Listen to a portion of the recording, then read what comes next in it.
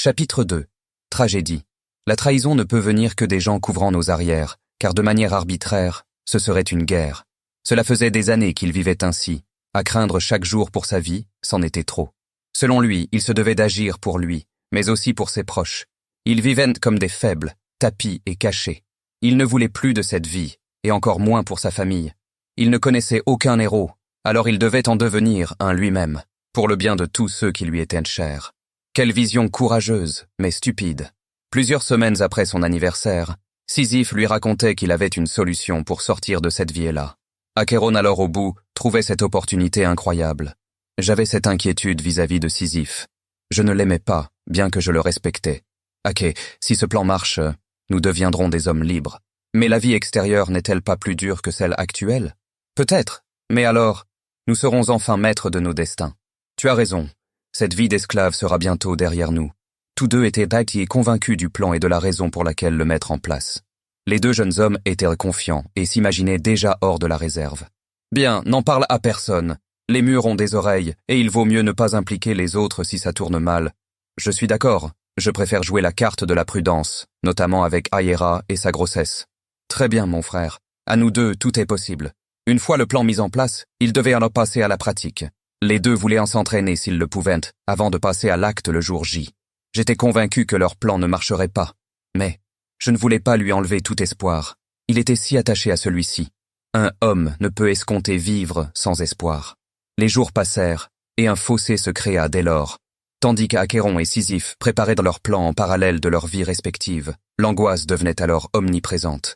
Et sans s'en rendre compte, Achéron s'occupait de moins en moins de ses jeunes frères et sœurs. Il devenait plus impatient.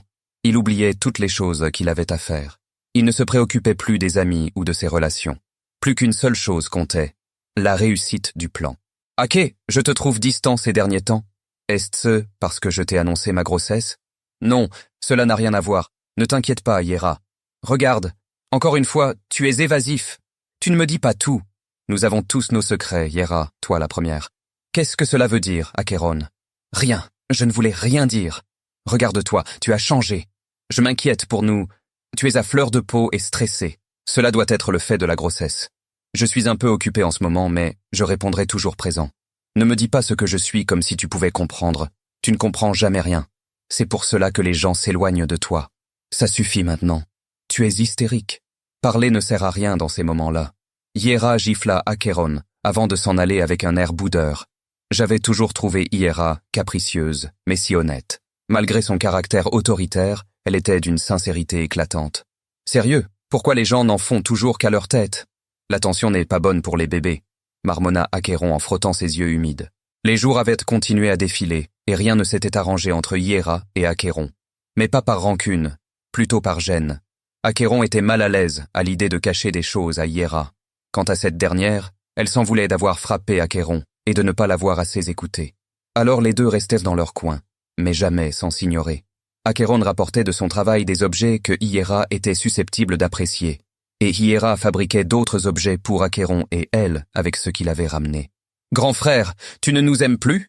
demandèrent à l'unisson les petites créatures angéliques. « Pourquoi dites-vous ça, mes chérisses? Tu ne t'occupes plus de nous et nous avons l'impression d'être un poids pour toi. » Pas du tout, les enfants. Sachez que grand frère fait tout ce qu'il peut pour améliorer votre quotidien. Alors pourquoi ne nous souris-tu plus? Achéron comprit alors que l'apparence était tout aussi importante que le reste. Il leur souriait. Il n'a pas l'air heureux, ton sourire. Mais le simple fait d'essayer nous rend heureux, dit la petite, avec des étoiles dans les yeux. Tandis que le frère se contentait de sourire en retour à Achéron en signe de remerciement. Il était vrai que les enfants étaient particulièrement pertinents par moments. Je n'ai pas connu énormément d'enfants, alors je ne savais pas si ce trait de caractère qu'était la perception était partagé par tous ou seulement par eux deux. Le temps s'était alors écoulé et ils étaient arrivés à la veille du jour de l'exécution de leur plan. Très bien, on répète une dernière fois. Ok, Achéron? Ça marche. Je pars travailler normalement demain et je me cache dans une pièce annexe du hangar lorsque la cargaison arrive. C'est ça, mais n'oublie pas, personne ne doit te voir. Je sais. J'attendrai la pause de tous les travailleurs pour aller me cacher. Ils ne sont pas nombreux, alors ça ne devrait pas être compliqué. Et pour le système de surveillance? J'ai bien repéré le trajet. Le site n'est pas entretenu et j'ai fait exprès d'abîmer discrètement quelques caméras pour que je puisse me créer un chemin. Ok, personne n'a prévu une maintenance pour les réparer? Non, ils se contentent de faire le minimum. Après tous, nous sommes plus proches des esclaves que de travailleurs. Très bien. Une fois tout le monde sorti et la cargaison entreposée, tu sais ce qu'il te reste à faire? Bien sûr, je connais la salle de stockage prévue. J'ai aussi le code d'accès. Heureusement que personne n'est attentif ici. L'itinéraire de sortie?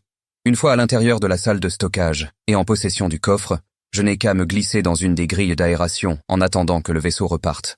Et finalement, tu n'auras qu'à sortir comme si de rien n'était, une fois que tout le monde aura repris son travail. Alors, t'en dis quoi de mon plan? Pour être honnête, je suis assez surpris. Tu as su adapter avec brio mes informations et tout faire concorder pour demain. Je t'avais dit que l'élève avait dépassé le maître. T'es encore loin du conte gamin. Bon, allons-y. Sisyphe mit son bras autour du cou d'Achéron et, tête contre tête, les deux rigolaient. Ils communiquaient à l'aide de simples regards. J'en étais presque jaloux. Je n'aimais pas Sisyphe à cause de son caractère imprévisible et mystérieux. Il était toujours au courant de tout et nulle question ne restait sans réponse avec lui. Cela me mettait fortement mal à l'aise. Les deux arrivèrent chez Achéron. Là, tous ses amis étaient réunis avec les petits. C'était l'anniversaire des deux petits. Ils avaient 2 ans d'écart, mais ils étaient nés le même jour.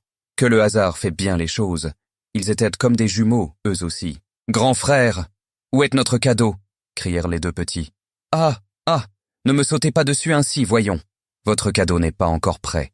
Soyez patient, vous l'aurez demain. »« Quoi? Mais c'est trop nul. Grand frère ne nous aime plus. Vous verrez, les enfants, c'est le meilleur des cadeaux qui puissent exister. » surenchérit Sisyphe. « Eh bien, nous n'avons pas été mis dans la confidence. » dirent Tivahar et Hiéra sur un ton jaloux et enfantin. « Ne vous inquiétez pas, vous le verrez demain en même temps qu'Hypna et Kali. Mais en attendant, voici un petit quelque chose pour vous, les enfants. » Achéron leur offrait un jouet qu'il avait confectionné. En effet, chaque année, Achéron leur fabriquait un jouet. « Oh, c'est quoi, grand frère? Qu'est-ce que c'est? Vous m'aviez dit que vous en aviez marre de la balle, alors je vous ai conçu un jouet un peu différent, cette année. Comment ça marche? Lancez-le en air. » Les gamins le jetèrent en l'air. Le jouet flottait presque, allant de gauche à droite, tantôt rapide puis après lent. « Le premier qui l'attrape gagne. Je peux jouer? » demanda Ivar. « Non, tu vas péter le jouet, toi. » Le jouet était fabriqué à l'aide de légers bouts de métal et ressemblait à une fleur entourée d'un exosquelette.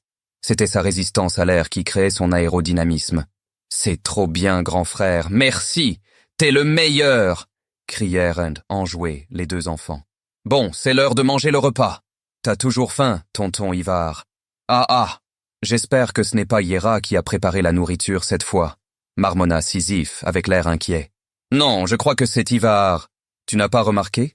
Ça sent bon, » chuchota Achéron à Sisyphe. Une ombre surgit avec violence derrière Achéron et Sisyphe. Les deux se tournèrent brusquement et l'horreur survint dans leurs yeux. L'espoir quitta leurs âmes et ils crièrent aux autres. « Courez, vite! Un monstre est là !» Les deux succombèrent face au coup du monstre. Ils tombèrent à terre, paralysés par la peur et la douleur. Achéron tendit son bras en direction des enfants. « Sauvez-vous et ne regardez pas derrière !» dit avec peine Achéron, le souffle coupé et à l'agonie. « Bon, Aché, tu veux de nouveaux coups de casserole? Allez, à table les deux guignols !» Achéron et Sisyphe se relevaient alors en rigolant et gênés avant de s'excuser auprès de Hiéra. Ils se mirent tous à table et commencèrent à manger avec appétit le repas concocté par Ivahar. Une fois le repas terminé et les petits couchés, Achéron se rendit sur le toit, juste au-dessus de la chambre des petits, afin de regarder le ciel. « Tu aimes vraiment regarder les étoiles, pas vrai? »« Ah, c'est toi, tu m'as surpris. Eh bien, je n'aime pas particulièrement les étoiles, en fait. Alors pourquoi les regardes-tu si souvent et t'y intéresses-tu autant? Je ne saurais pas comment l'expliquer, mais observer le ciel et ses étoiles m'apaise. Une part de moi le réclame. Je vois, j'ai toujours aimé ce côté chez toi. Tu es honnête et simple. Simple? Est-ce un compliment ou une insulte? Tu sais très bien ce que je veux dire. Je suis convaincu que tu seras un bon père pour nos enfants. Je l'espère. J'espère également être un bon époux. Tu l'es déjà, Aché. Allons dormir. » Pendant que tout le monde dormait paisiblement, Achéron fixait sa fenêtre avec attention et stupeur. Pendant que les oiseaux dormaient et que la lune s'élevait, Achéron était pétrifié. Pendant que les autres rencontraient Morphée, Achéron faisait la rencontre d'un être inconnu à l'allure indescriptible. Achéron ne pouvait ni parler, ni bouger. Il ne pouvait qu'ouvrir et fermer ses yeux. Le monstre était là, à la fenêtre. Achéron n'apercevait que le haut de son corps. L'être indescriptible ne bougeait pas. Il restait là immobile à dévisager Achéron. Ses yeux étaient blancs et le reste sans apparence. Ses yeux brillaient dans la nuit lorsque soudain l'être sourit. Alors ses dents se mirent à briller dans l'obscurité à l'image de ses yeux. Achéron pensait cauchemarder, jusqu'à que le monstre ouvre la fenêtre avec une extrême lenteur. Achéron se demandait si cela était une sorte de rêve lucide. Il en avait déjà fait. Il avait déjà rêvé du passé et du futur. Mais là, il n'était plus spectateur.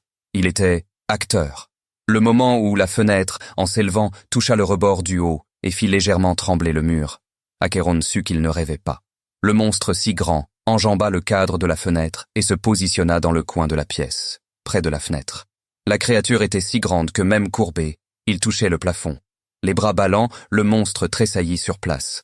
Sa respiration fit de la buée, et pas parce qu'il faisait chaud, mais parce que la respiration du monstre était glacée. Nous le sentions jusqu'au bout de la pièce. L'abomination avait passé des heures à observer Achéron paralysé dans son lit. Lorsque le soleil fit ses premières lueurs, le monstre s'avançait vers Achéron jusqu'à se tenir au-dessus de lui à quelques mètres. Terrifié, Achéron ferma les yeux et retint sa respiration. Il n'y avait aucun bruit. Achéron n'entendait rien. Pas même les oiseaux qui chantaient d'habitude à cette heure-là. La respiration d'Achéron devint étouffée et saccadée. Son rythme cardiaque s'envola. Son esprit s'embruma. Lorsque soudain, les premiers rayons du soleil venaient embrasser les paupières d'Achéron. Puis, quelque chose se mit à chatouiller son nez. Il pensa alors que c'était le matin et que son rêve était terminé. Il rouvrit les yeux et aperçut la créature à quelques centimètres de son visage. Ce qui avait chatouillé Achéron étaient les cheveux blancs de cette créature. Achéron en avait presque avalé sa langue. La surprise était telle qu'il agrippa le linge du lit si fort qu'il le déchira. Il pouvait de nouveau bouger, et pourtant, il ne bougeait pas. S'il pouvait bouger, cela voulait dire qu'il était de retour dans la réalité. Mais le monstre était là, lui aussi. Des larmes coulèrent des yeux d'Achéron. Sa tête se mit à tourner. Il n'arrivait plus à respirer correctement. Il faisait une crise de panique. Au moment où Achéron allait s'évanouir, l'immense bouche du monstre s'ouvrit. « Mon enfant !» La porte de la chambre d'Achéron s'ouvrit brusquement. Le monstre avait disparu. Sisyphe était là, au seuil de la porte. « T'es en retard, Achéron. Tu ne veux plus le faire ? » ?»« Si. J'arrive. Attends-moi dehors, » dit Achéron essoufflé et déboussolé. « T'as une sale tronche. T'es pas du genre à angoisser, pourtant. T'es certain que ça va ? Ouais. Attends-moi dehors. J'arrive. » Il restait 2 heures avant le moment tant attendu. Il était avec Sisyphe. Il se préparait aussi bien mentalement que physiquement.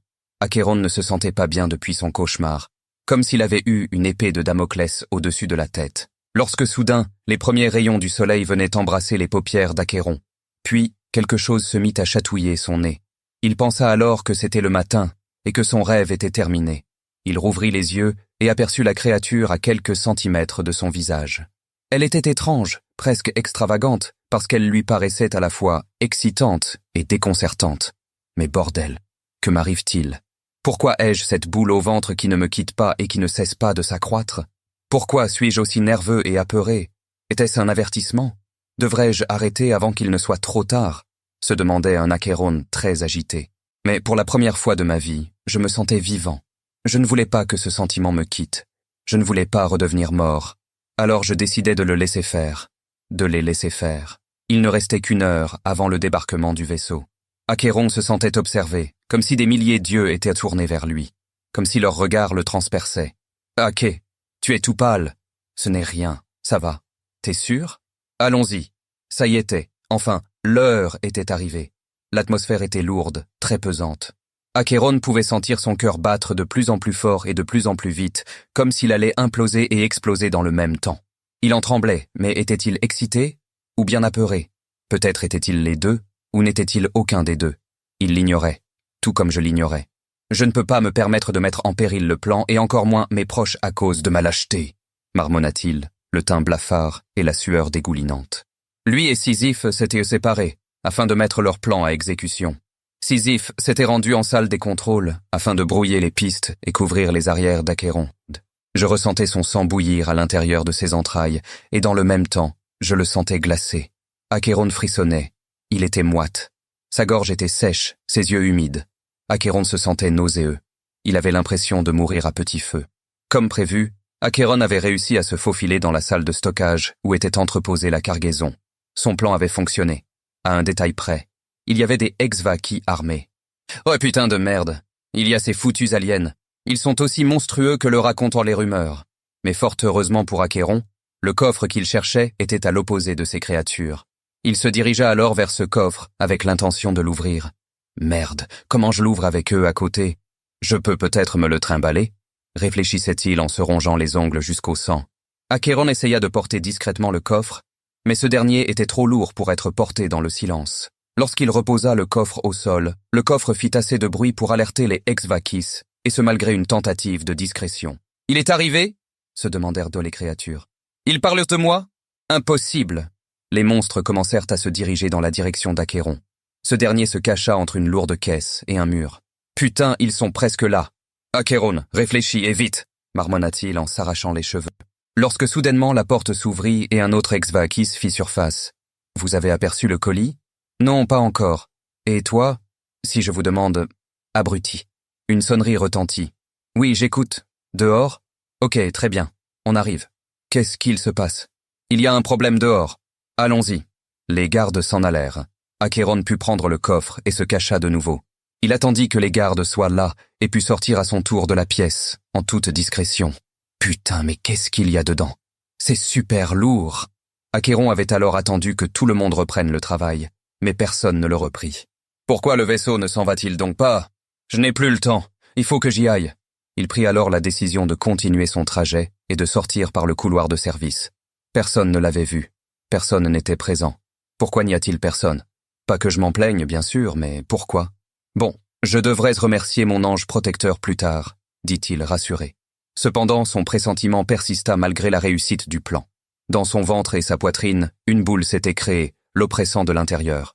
Après être sorti du hangar, il devait au plus vite s'enfuir et retrouver Sisyphe au lieu de rendez-vous prévu. Achéron s'inquiétait pour Sisyphe. Il souhaitait de tout cœur qu'il ne lui soit rien arrivé. « Attends encore un peu, j'arrive mon frère », s'était-il dit. Il parvint enfin au point de rencontre convenu. Mais il n'y avait personne. Aucun mouvement et aucun bruit. Sisyphe n'était pas là. Soudainement, une étreinte invincible et invisible lui nouait le corps, au point de l'écraser. Elle était si forte qu'il avait l'impression que sa tête allait se briser en 1000 morceaux. Il eut même envie de pleurer. Il se sentait si faible. « Merde! Où es-tu, Sizy? Je m'inquiète, » dit-il en regardant le coucher de soleil. Une ombre marchait au loin, juste en dessous du soleil. Sa silhouette était altérée par le soleil. Mais Achéron aurait reconnu cette démarche entre 1000.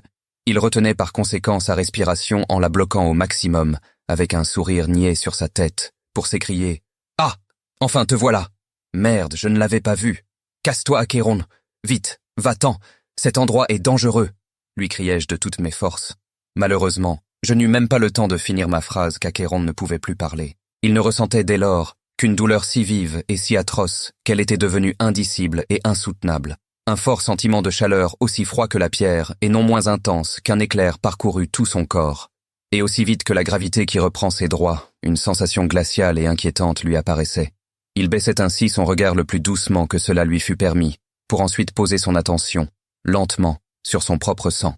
C'était alors qu'il vit une lame Exvakis lui transpercer le ventre. Celle-ci était aussi longue qu'un bras, aussi large qu'une main et aussi épaisse qu'un os. Il tournait alors sa tête tout aussi tremblante que son corps, le plus calmement possible. Ses yeux se mirent à s'accélérer pour entrevoir ce qui se cachait au sein de son ombre, derrière lui. Il vit, l'espace d'un instant, un Exvakis qui se tenait fièrement au-dessus de lui, le sourire jusqu'aux oreilles, à s'en déchirer les joues, se léchant joyeusement les babines, en arborant un air heureux. Ce monstre se délectait de sa souffrance. Son supplice fut son délice. Cette douleur était si hurlante qu'Achéron en eut la tête, vacillante. Il ne se sentait pas bien. Il se sentait comme un agonisant sur le seuil de la porte de la mort, prêt à trépasser. « J'ai si froid » murmura-t-il. Je le sentais faiblir et divaguer. Avant même qu'il ne comprenne ce qui lui était arrivé, l'Exvakis lui coupa les jambes d'un geste unique, précis et net. Sûrement une fâcheuse habitude qu'il avait là. Achéron s'était mis à vociférer de tout son coffre, hurler de tout son corps et brailler de tout son être. Son âme elle-même criait de souffrance. Elle était tourmentée, tordue de douleur. Il était pris d'un terrible effroi, incroyable et extraordinaire. Cela lui semblait être un cauchemar.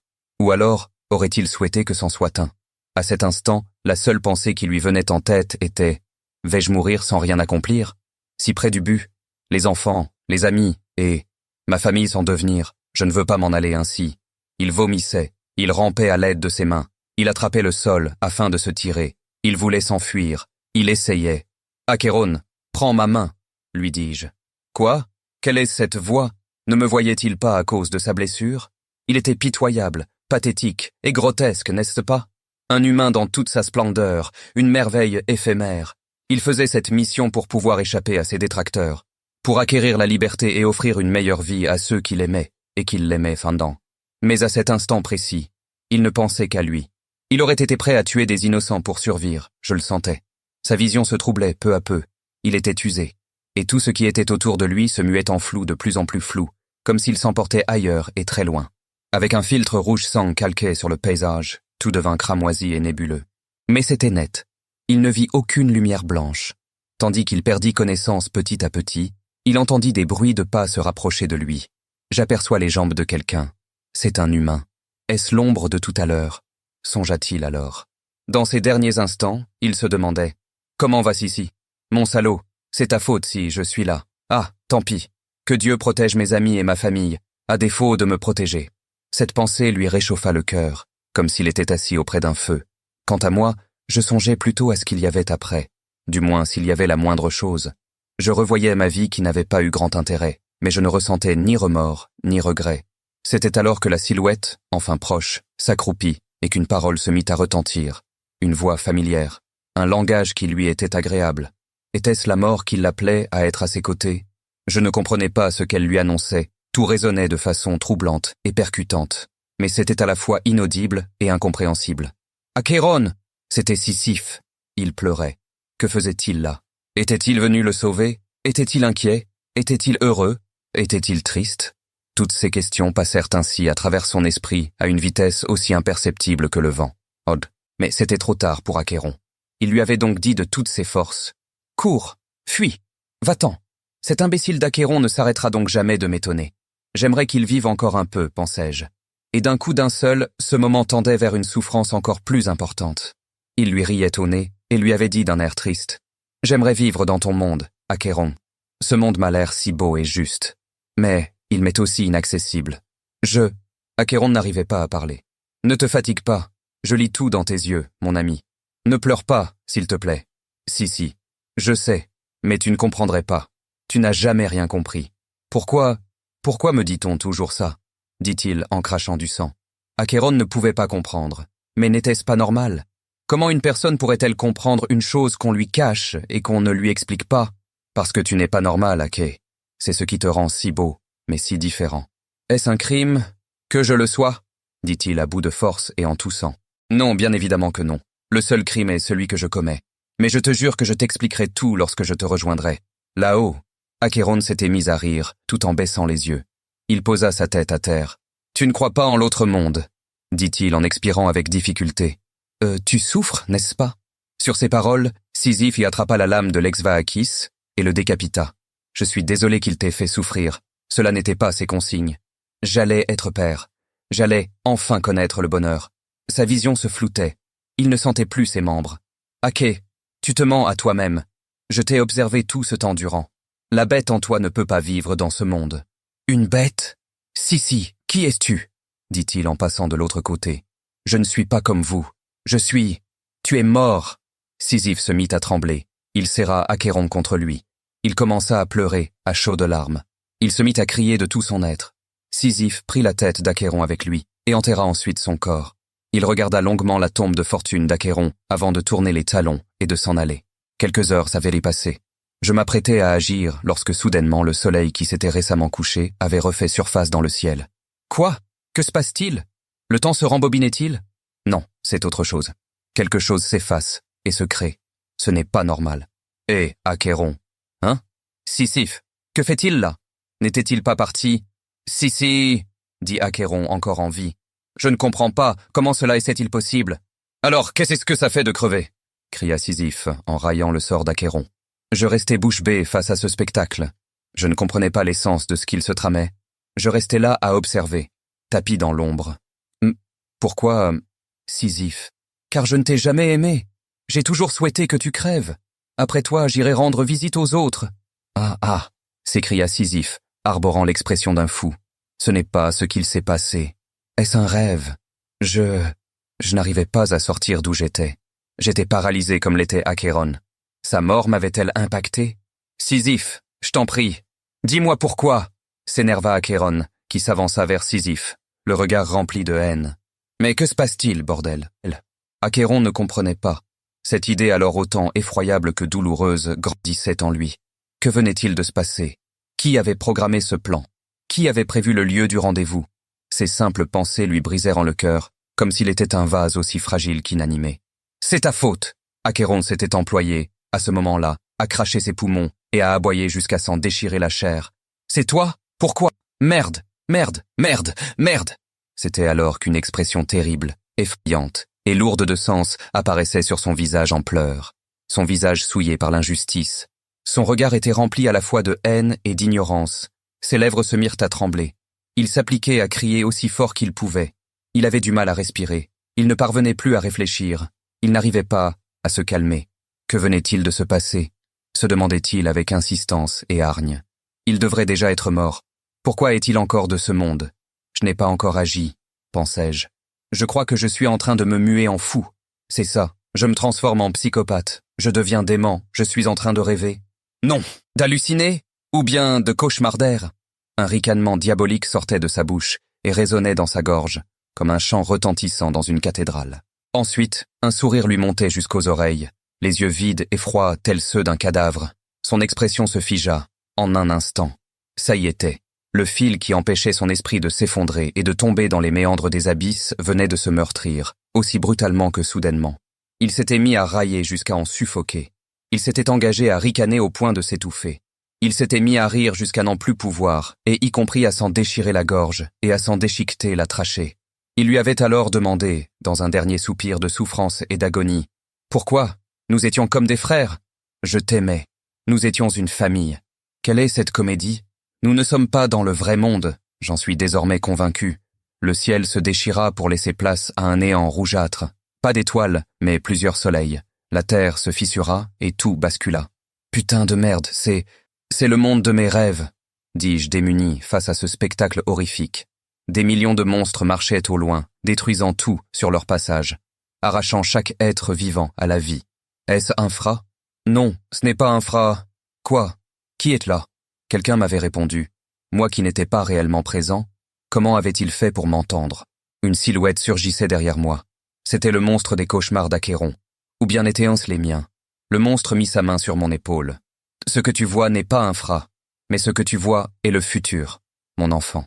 Le futur? Demandai-je d'un air ahuri. La créature me regarda en souriant. Il ne me répondit aucunement. Il se contenta de m'attraper par les cheveux et me suspendre. Tu peux faire ça? Impossible. Pardonne-moi, mon enfant. Je n'ai pas le temps de discuter avec toi. Je dois finir ce que j'ai commencé. Il me balança plusieurs mètres en arrière et des chaînes sortirent du sol afin de m'immobiliser.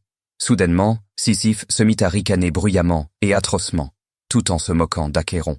Il s'écria de façon agressive et accusatrice. N'as-tu rien remarqué? Toutes ces années à mes côtés, moi, ou devrais-je dire, auprès de nous, tu es pathétique, idiot et naïf. J'ai éternellement été comme ça. Il n'y a rien de personnel à cela, nous sommes tous d'accord, avec la majorité absolue. Hiéra, les autres et moi, nous t'avons toujours utilisé pour parvenir à nos fins. Tu n'as été que l'instrument de nos désirs. Tu n'es bon qu'à ça. Nous avons besoin d'argent pour survivre, et tu en prends la plus grosse partie pour donner à ces deux incapables de parasites qui te servent de frères et sœurs. Nous en avons assez. Assez de vivre aux dépens de quelqu'un. Puis de ramasser les miettes et d'être relégués au second plan. Nous aspirons à bien plus. Plus de grandeur, plus de richesse, de force et de renommée. C'est quoi toutes ces inepties? Silence, mon enfant. Ça va commencer. Alors, on s'est dit que nous allions te tendre un piège bien trop tentant pour que tu refuses. C'est ingénieux, n'est-ce pas? Trêve de bavardages inutiles. Je suis désolé, mon ami. Nous avons tué Calimero et Hypna juste après ton départ. Mais ne t'en fais pas. On a laissé les Exvaakis s'en charger. On ne s'est pas sali les mains. Nous avons nous aussi besoin de vivre, et non de survivre. Tu comprends, n'est-ce pas? C'est toi qui fais ça, le vieux, demandai-je avec incompréhension. Tu ne comprends pas la gravité de la situation, n'est-ce pas? Tu passes ton temps à te plaindre de l'idiotie de cet homme, mais tu n'es apparemment pas beaucoup mieux. Enfin, qu'importe. Ce qui est, c'est fait et c'est fait. Nous ne pouvons rien changer au passé, j'ai fait ce que je devais faire. Et j'ai adoré le faire. C'était exaltant. Trahir un ami et le dépouiller de ce qu'il a. Échafauder un plan pour accaparer ses convoitises. Voir périr 2 proches qui te font confiance. 2 enfants qui attendent que tu les sauves et qui t'appellent à ta l'aide. Pour ensuite regarder naître le désespoir sur leur visage quand tu les contemples sans rien faire. J'étais perdu. Je n'avais jamais connu de situation comme celle-ci durant mon existence. Ce n'était pas le monde d'Infra dans lequel Achéron vivait. C'était un autre monde. Ne t'en fais pas, mon frère. Ils ont crié ton prénom aussi fort qu'ils ont pu. Mais je leur ai dit que tu étais déjà décédé. Et puis, vaut mieux que ce soit le cas. Car tu sais ce que font les Exvaki avec leurs proies avant de les tuer et de les manger. Ils aiment jouer avec. Quel bonheur d'être soi-même. Merde, je viens de comprendre, marmonnai-je avec horreur. Adieu, et meurs. Une histoire vaut toujours mieux que l'histoire, dit la créature en ricanant. C'était alors qu'il lui coupa la tête, sans hésiter, avec une lame ex-vaquis. Ils le jetèrent dans la fosse commune, là où les cadavres s'empilaient et créaient une montagne de dépouilles, un nuage nauséabond, tous ses vers, tous ses sens étaient bouchés et obstrués à cause de ces horreurs. J'éprouvais son âme s'échapper de son corps. Achéron se sentait si impuissant. Je venais de comprendre une chose. Le vieux avait un objectif, et tout cela était faux. J'avais déjà compris que ce monde était factice, mais je n'avais pas compris le but. Je me demandais de toutes mes forces quel était le but du monstre. Ne puis-je rien faire? Vais-je trépasser ainsi? Se demandait-il. Je ne pouvais pas laisser tout se dérouler selon le plan de la créature. Je ne savais pas pourquoi, mais mon instinct me criait d'agir. Achéron, écoute-moi! Sans même pouvoir continuer ma phrase, Achéron s'était mis à hurler. Pour aller où? Je ne crois pas en Dieu. Je ne considère pas le paradis. Je ne veux pas crever. Mais je n'ai plus personne. Ma famille est morte. Mon meilleur ami m'a trahi. Ma fiancée et mes camarades aussi. Pour un peu d'argent? Pour un soupçon de gloire? Quelle meute de bâtards! Quelle bande d'ordures! Bande d'enfoirés! Je vais tous vous harasser, les uns après les autres. Je vais vous poursuivre jusqu'au bout du monde, et jamais je ne m'arrêterai de vous chasser. Je pourchasserai alors chacun de vous, et jusqu'au dernier. Soyez-en sûrs, je le jure, je me vengerai. Vous m'entendez? Je ne vous pardonnerai jamais. Non, jamais. Achéron, tout ça est faux. Te voir te débattre me fait de la peine, mon enfant. Cesse. Comment ose-t-il? C'est moi qui les ai protégés tout ce temps, sans réclamer la moindre compensation, la moindre contrepartie. Comment peuvent-ils? Achéron, bordel! Petit con, écoute-moi, cela ne sert à rien. Arrête donc de gâcher ton énergie ainsi, mon enfant. Je n'ai jamais rien demandé en retour. Je ne voulais ni être considéré comme supérieur, ni être estimé pour leur héros. Je souhaitais seulement être heureux avec les gens que j'aimais. Je désirais juste faire honneur à mes parents, à mes camarades tombés. Était-ce trop exigé? Je suis donc moi aussi impuissant, me demandai-je avec effroi. Le mensonge est plus doux que la mort. Alors vis donc dans le mensonge plutôt que de mourir dans la vérité. Susurra la créature à l'oreille d'Achéron. Pourquoi moi? Pourquoi moi? Pourquoi moi? Pourquoi moi? Pourquoi moi? S'interrogea-t-il en boucle. Ce n'est pas toi! Criai-je avec désespoir. Quelque chose se brisa. Le ciel se fissura.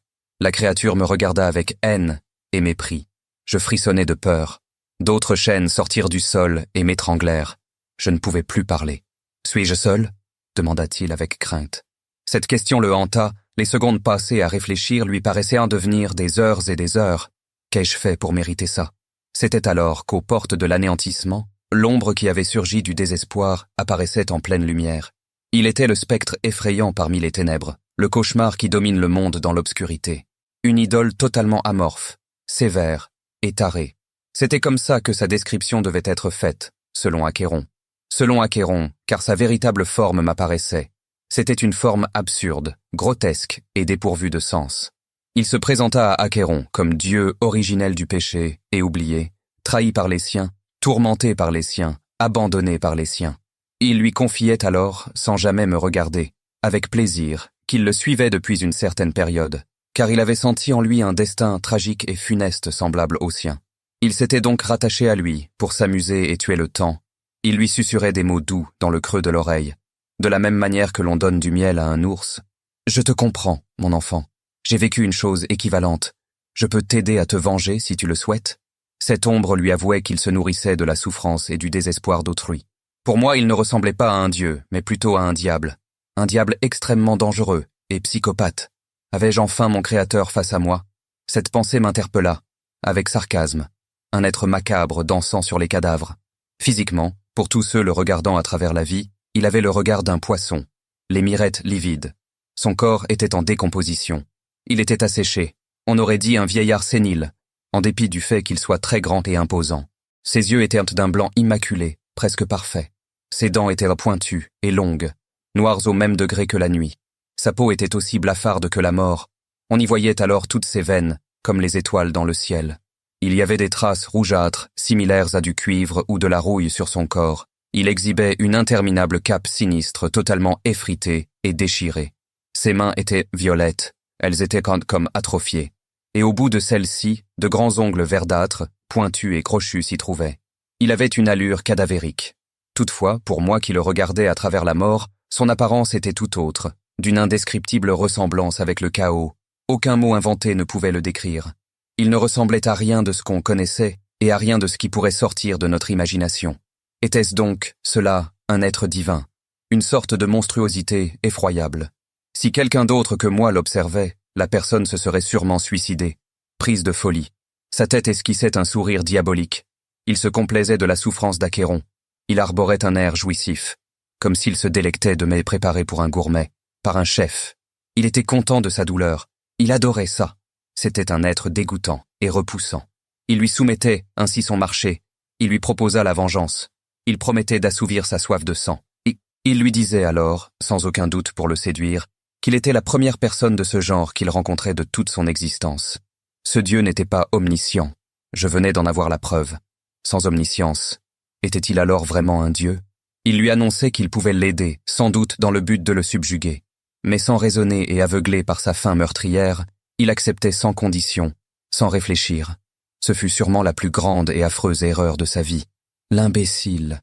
Il se mit à sourire et se tordre, à ricaner d'une façon grotesque et absurde, mais à la fois effrayante et angoissante. Et lorsque ses rires retentissaient comme des tambours de guerre, il disparut sans laisser de traces. J'imaginais alors peut-être pouvoir nous sortir de là, espérant que tout ceci ne soit qu'une pitoyable farce. Mais lui n'était pas de cet avis. Il était humilié, honteux et dévasté. Je me devais d'agir. Je me concentrais alors au point d'en perdre la raison. Achéron s'était mis à sombrer. Sa vision toujours de plus en plus floue devint brusquement opaque. Il ne vit plus rien.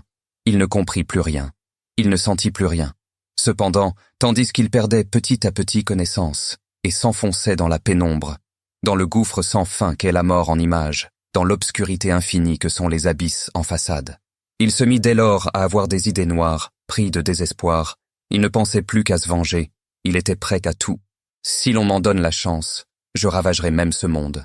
Je décidai alors de jouer le tout pour le tout. Ainsi, je décidai d'emmener Achéron dans le monde des songes.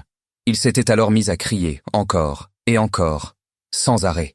À l'article de la mort, il promettait à tous ceux qui l'avaient trahi qu'il les exterminerait dans la souffrance la plus totale et dans la plus longue des agonies jamais expérimentées, et que celle-ci serait interminable, qu'il tuerait chacun de leurs amis, tous les membres de leur famille, chaque personne qu'il connaissait, de près ou de loin. Mais à quoi bon crier? À vrai dire, il était mort. J'étais le seul à l'entendre. Peut-être le vieux l'entendait-il aussi. C'est là que je compris. Ce n'était pas Achéron qui criait, mais son âme elle-même. Cependant, j'allais lui offrir l'inimaginable. Lorsqu'il ouvrit les yeux, il se retrouva dans un désert orange-rouge. Et en s'éveillant, il entendit une voix résonner dans sa tête.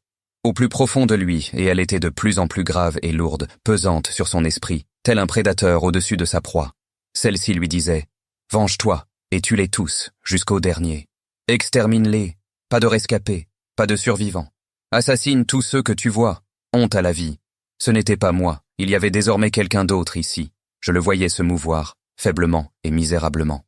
Je n'étais pas en capacité de l'exterminer à ce moment-là. Je devais me concentrer sur ma tâche et me cacher, car j'étais vulnérable à cet instant-ci.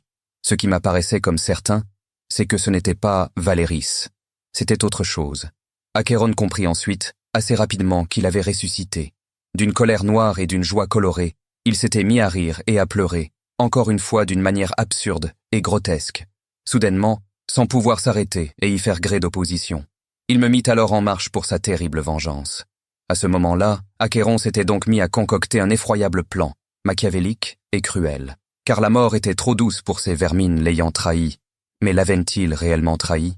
Nous en avions la preuve pour Sisyphe, mais qu'en était-il des autres? Je me nourrirai de vos entrailles, je le jure. Alors, attendez-moi, cria-t-il avec les yeux d'un fou. Mais avais-je fait une erreur en choisissant ce chemin? Il n'y aurait aucune difficulté pour moi, mais lui, le voulait-il vraiment?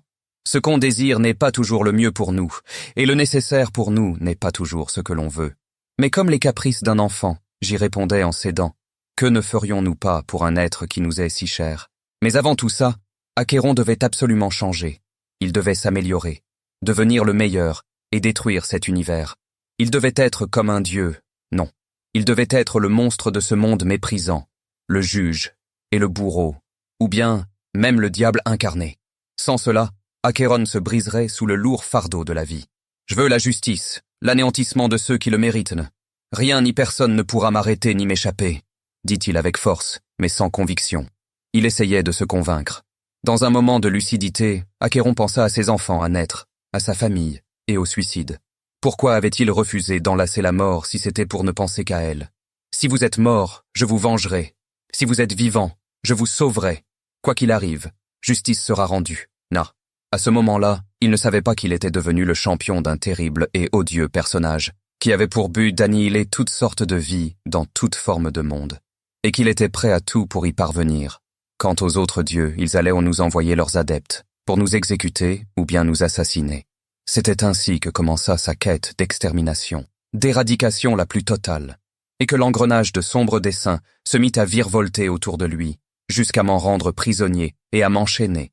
Sa soif de vengeance et de tuerie m'avait alors aveuglé et avait intégralement obscurci mon jugement. Un voile s'était dressé face à ma vision. Je n'avais pas encore compris qu'il avait changé, que je me métamorphosais petit à petit et que je continuerais jusqu'à en devenir méconnaissable, tout comme lui. Le cadeau que je lui avais fait avait été empoisonné par autrui, et lui, atteint de ce poison, ne vit pas le cadeau que je lui avais offert.